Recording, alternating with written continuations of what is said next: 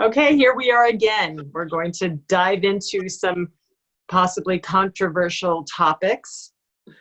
I want to ask the question, can we be our own priests? Yeah, remembering what we were talking about last time, where we sort of discussed different spiritual paths that people might have, whether they believe in God, whether they don't believe in God, whether they're agnostic, and whatever their sort of moral guidelines or spiritual path might be. And coming back to this question of whether we could be our own priest, I feel like that leads me to think about what are the things that I would want a priest to do. Like, because I've never been a part of an organized religion. I've never had a priest. I've gone to church a couple times. I've talked with a couple different priests, and it seems like a very important thing is that you would confide, right? And I know that that's different in Christianity, depending on whether you're Protestant or Catholic, in terms of things like confession and stuff like that. But that kind of leads to this difficulty of building up a relationship with yourself, where you actually confide things or dialogue about things with yourself, whatever that would look like. Would it be a journal? Would it be a prayer? Would it be a conversation with a loved one? Like, yeah, I feel like these are all different spaces that you could sort of hold that confidence with. So that's the context of a counselor almost, right? So a priest serves as a counselor and a guide to people, right? And we all need that sometimes. Yeah. The reason the question comes up for me is that I have a difficulty with the idea of a middleman between me and my source. And maybe I have it wrong. Maybe the priest doesn't get in the way of that. I don't know. But Drake has gotten me reading Brothers Karamazov by Dostoevsky, and I'm only about halfway through.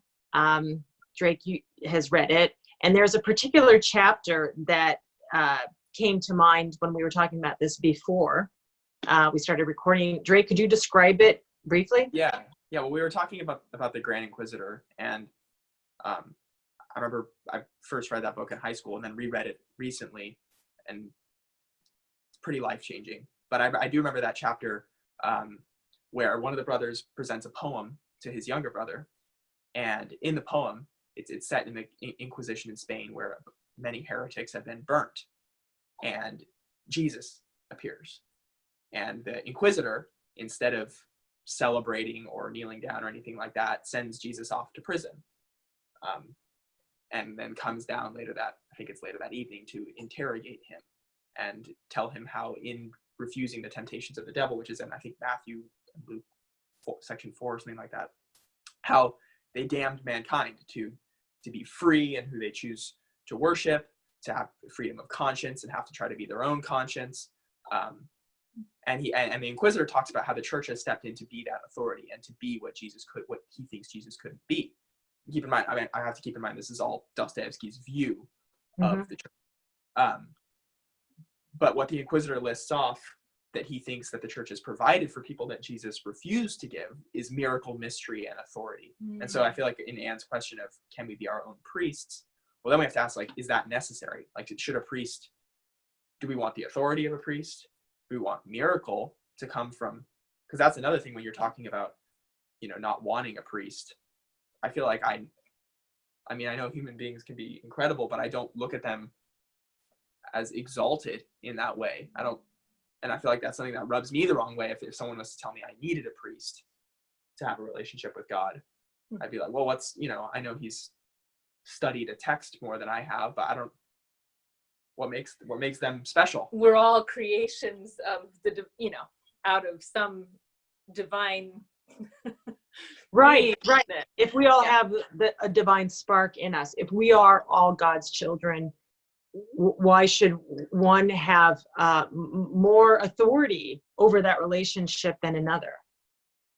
And I mean, and that's where we were talking a little bit about, so, you know, the priest or whatever the holy person is in a tradition, that they do provide that quality of being a wise person, an elder, or some sort of a guide, like we just spoke of. And then there's also, if I just don't forget what it was, I just had it, that these are people who are dedicating their lives to this practice of this religion, of this tradition. And so therefore they're giving their time and energy and efforts in a daily way, in a daily practice that maybe strengthens. The reason I'm saying this is because when you were saying that, it's like, yeah, do they have a direct line to God? Is it like their channel's a little clearer? And maybe that is what it is a little bit. Maybe their channel and frequency is tuned in a little bit more clearly and like in a stronger path to it because it's been practiced. And well, and because they are devoting themselves to that, right? Whereas we're raising kids, we're doing the work in the worldly world that is not giving us that time or allowing us to become as learned first off in that way, so that we have so many resources to draw upon, but also that we are not spending as much time in prayer, in meditation, and perhaps in direct connection with source. That, I mean, that's a question, that's a possibility. Well, I think at least on the moral side of things, and in speaking to that sort of like need for authority, like if we do have a need for authority, because it seems, especially like today, it seems a big claim to say that people have a need for religious authority. Because like you can just look around and be like, plenty of people don't seem to have that need, right? But it seems fair to say that we at least have some sort of tendency to want to look to a moral authority when it comes to things. And we might want to escape it, but we so often, like at least I know I so often want to appeal to something, to be able to judge actions, to be able to look at myself, you know, have I treated these people right? Like what am I going to compare that to? Right. And when you're talking about people who've dedicated their life to something, it seems like that's an easy way to feel trust. Like, right? Like, right. This person is going to hopefully tell me the right thing to do. They've dedicated their life to being able to tell me the right thing to do. Right. Yeah. They've been studying this so much. They intimately understand it. They have dissected it. They have contemplated it. So they've observed, right? And had experience and seen others. And people are busy, right? Like, it's hard to be able to do your whole day of work or do whatever it is you're doing, take care of your kids, and then check in with yourself and be like, you know, how am I holding up to this moral standard? That's a whole extra level of work to do, and trust in yourself. That's difficult. Takes us a little bit to, and I don't know if I segue too much right here, but the need of, what was it you said, magic, mystery, and authority, miracle, mystery, and authority. But that we were talking about a little bit in terms of this idea of being our own priest or priestess, is having ritual, having a practice of some sort that brings us back to that space of reflection or meditation or whatever it is, something that is part of our daily rhythm that brings us to a space of that observation, really is what I think, or contemplation in some way. And I think that's so much, I was saying that's what, you know, Hatha yoga came out as. I mean, that's a practice for the householder to attain self-realization, you know, because you are busy with life works of managing a household and children and all of that. But then where was it before that I went there? You were trying like ritual into ritual, just that need. And I'm sorry, I'm a little all over with it. My head's bouncing with it. But the other part was the magic, when you were saying the need for a moral authority, that, I mean, our sense of that, checking in with ourselves, but also, I mean, we look at our world, we have a need for mystery and miracle, right. or, you know, that is huge. I mean, and we see it in people's excitement of technological advances. We see it in all sorts of these things that show a little bit of mystery that we go, ooh. And miracle, right? And miracle. So anyway, I went all over, but those are, that's what No, that's, yeah. So, well, that's a funny thing looking at the modern world. Like, I mean, so few of the people that I know are a part of organized religion, and I know there's still so many people that are and have that as a part of their daily life. But it seems like generally, or in many cases, we don't want the miracle, mystery, and authority all in the same place or something. Like we still want those things, but to have them all in one figure seems like, and then, so when you're talking about, again, us being our own priests, yeah, right, that brings back the conversation to like, well, would I want a priest to do that if I was going to have a priest? I don't know. well, so correct me if I'm wrong. I think where you're going is that, so the miracle and mystery, well, we can perceive certainly the mystery, right? We can perceive that there is the mystery, and we might be able to bear witness to the miracle, right? But do we also then want to answer the question, do we want to then appeal to our own authority in making sense of all of it? Is that kind of what you're saying? Right. Yeah, because it's, yeah, I mean, that at times that seems impossible, right? right. Like to you know, at the end of the day, come back and have yourself as the authority. Yeah. Well, I wonder if there's something else in that authority, is that's a thread to community and not being alone. When there is an authority, and if there are many that link to an authority figure in some way, that builds community. Right. I feel like elders that I've known. Yeah. At Home, I'm Yeah. thinking of, but like, they can be that figure in a community to some I mean, in a different way, but still someone that another young person and I can look to and go, you know, we're going to be reverent to this person because look how much he's lived, and look what he has to say. Let's listen.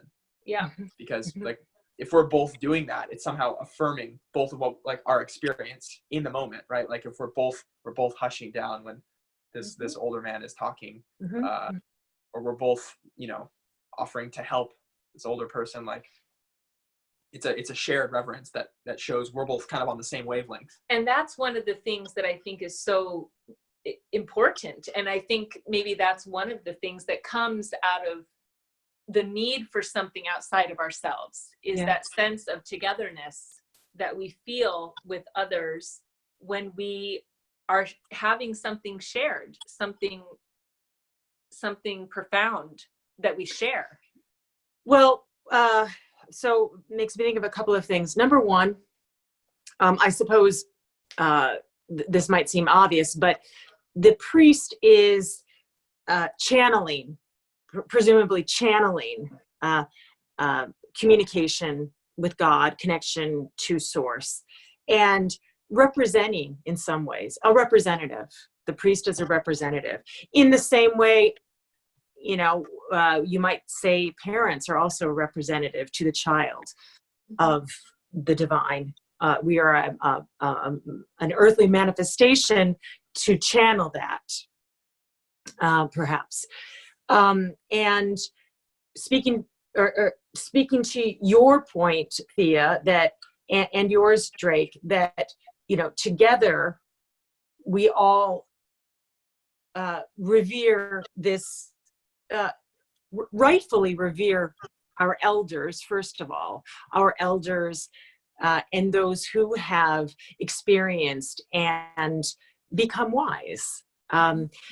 And so, and even in revering them, they do become elevated, right? And so, go ahead. Well, right. Well, and in that sense, they seem like a representative too, right? Like, Yeah. if someone has made it to 80 years old and they look happy, they're healthy, and they're talking about, whatever it is, some experience, or they're telling their grandchild, that was the wrong thing to do, and explaining something to them.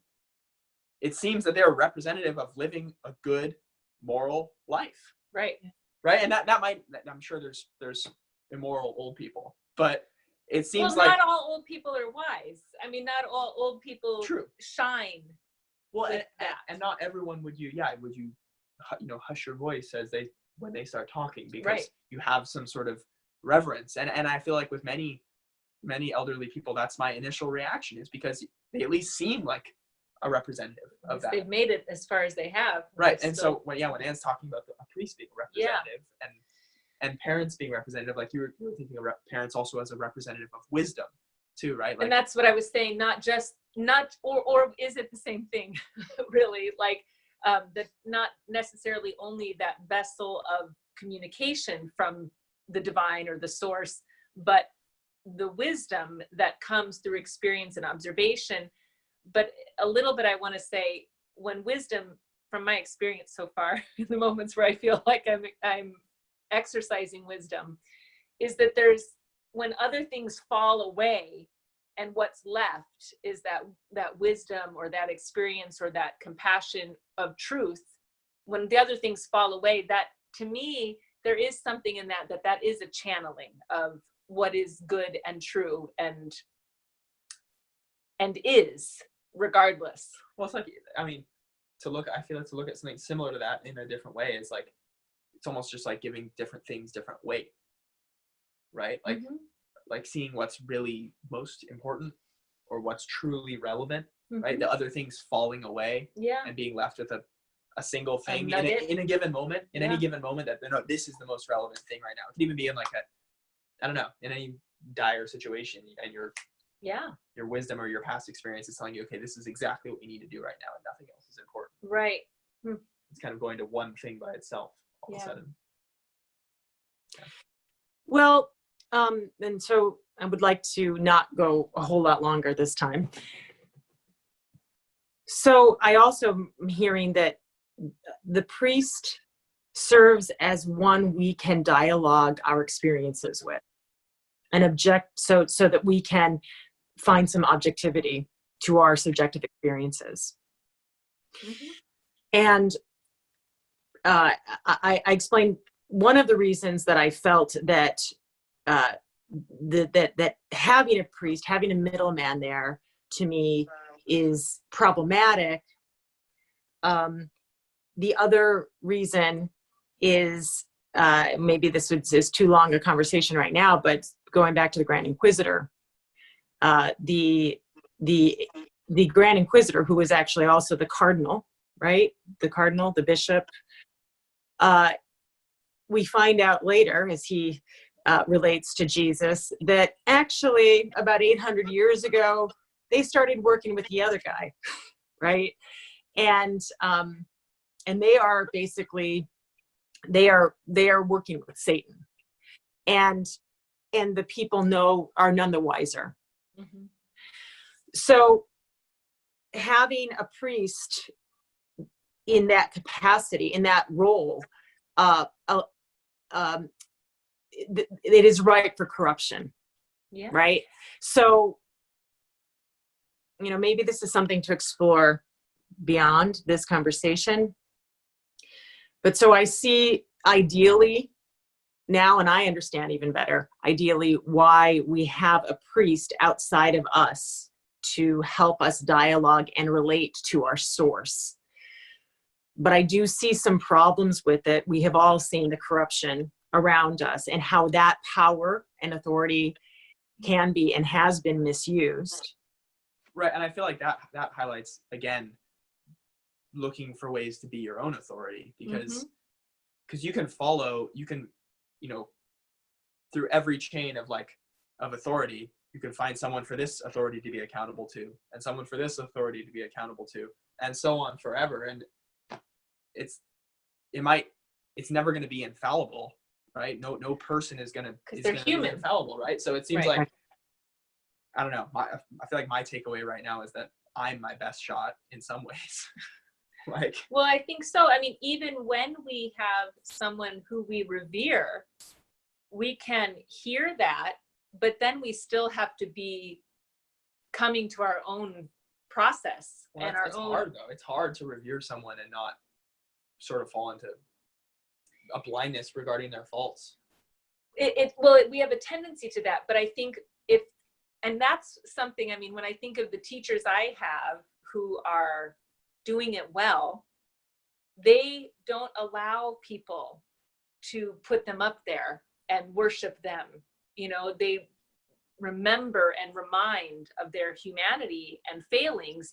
Not that they have to lay their failings out, but it takes a real something to not let people worship you if you're doing some powerful work. Yeah. And so I think in ourselves as people who are looking towards having elders and wise leaders among us, we have to remember that we still have to bring it into our own process. I mean, that we're talking about at the end of the day, that is part of the practice of becoming our best self and being of service to the world in a right way, is to be able to have that checking in and strengthening that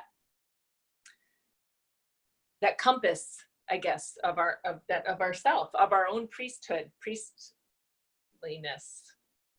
And perhaps to remember that it's a relationship that we have, we are required to participate in fully, at least equally, with any authority. Right. We Absolutely.